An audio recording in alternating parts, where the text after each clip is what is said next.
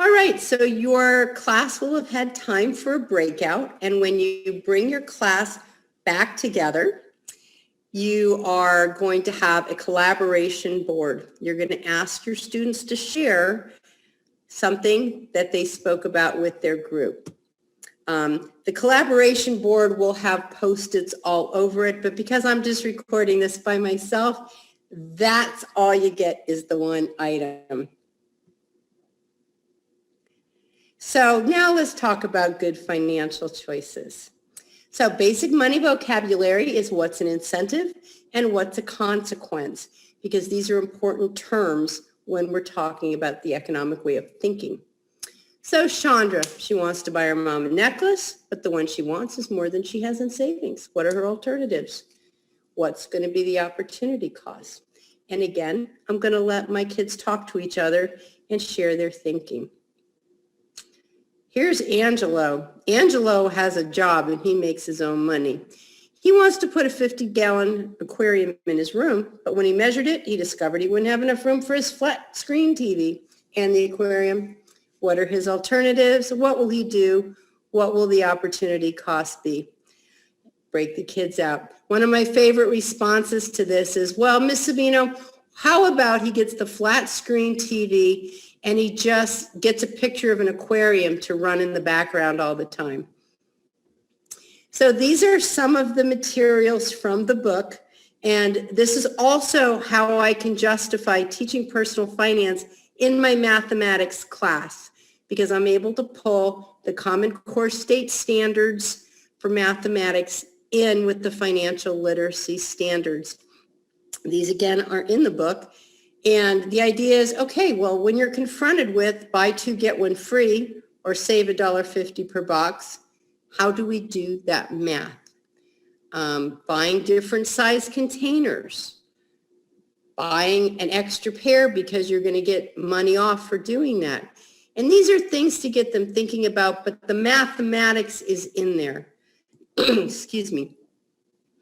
Here's another page of the same kind of things. The idea is to get kids to be thinking about saving money, because that is part of the economic way of thinking. There are more examples. So depending on the amount of time you have with your class, you might want to break them out for this. You might want to just do it as a large group and see what people's ideas are. The nice part about doing Nearpod, which is what this platform is that I'm using to present this material with Zoom, is that your kids can be in a breakout session in Zoom and they are still able to see the full slide in Nearpod. Here's another worksheet and talking about incentives and the fact that not all incentives are monetary. So you might want to buy a new bike. Is there a monetary incentive? Well, it could be. If you were going to join the gym and now instead you were able to get a good exercise bike, but the non-monetary incentive there was getting in shape. So there were some more things for students to discuss. And believe it or not, there's so many situations that people, grown-ups even, and young people get into that had they thought about it ahead of time, they could have made a better choice. So if this loads properly, one of my favorite things in Nearpod is time to climb. If I had other people, there would be lots of people going up this hill with me. So I'm going to pick the penguin because, well, I always pick the penguin because he's cute. All right, it's going to count me down and then give me time. I have 15 seconds counting down to answer this question. Josiah, Sarah, and Becca decided to take a day off from their yard business to go to the beach. What is their opportunity cost? Lost wages. Yay, I got that one right. And so I would be running up this hill with everybody else. Okay, countdown. Tony and Susanna decide to live off of 80% of their take-home pay. By the time they retire, they will have saved over $1 million. This represents, believe it or not, a consequence of good decision-making. The kids love this. Hey, Kristen, Penny goes shopping for shoes.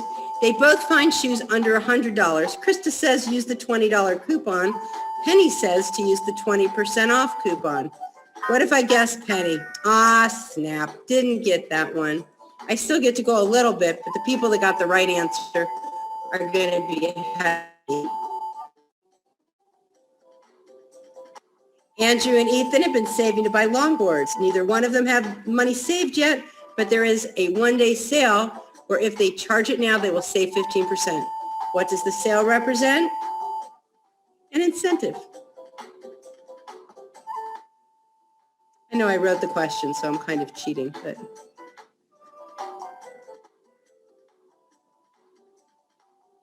Angelissa and Josiah want to travel in a state in stage 4. They want to eat out and stay at a fancy hotel. If they stay at a fancy hotel, they will have to cut their food budget. If they eat out at every meal, they will need to stay at a cheaper hotel.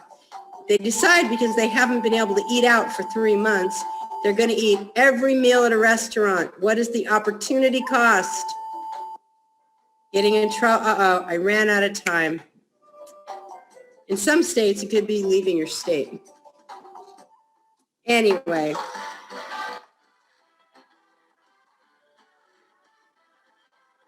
And that is time to climb. It's a very cute little way to quiz your kids in a way that they'll enjoy. So this is the last question that I'm going to ask you to be filling out. It's how will your understanding of an economic way of thinking affect you personally, and how you teach kids about personal finance? This is a slide that you might want to change. Or if you're sharing it with your colleagues and you get on fire to teach personal finance, you might want to leave it in there.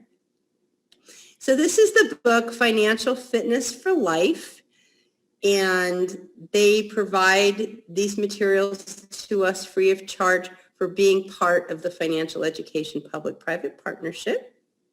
And this is where all the written materials, except for the quiz that you saw, the time to climb came from.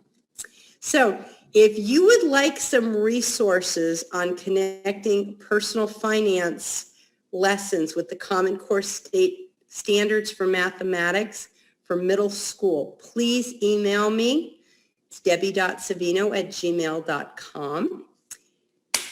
And I hope this got you a little bit going on wanting to turn your children on to thinking about how they can make great choices right now that will influence their future. So thank you very much for coming and being part of this presentation.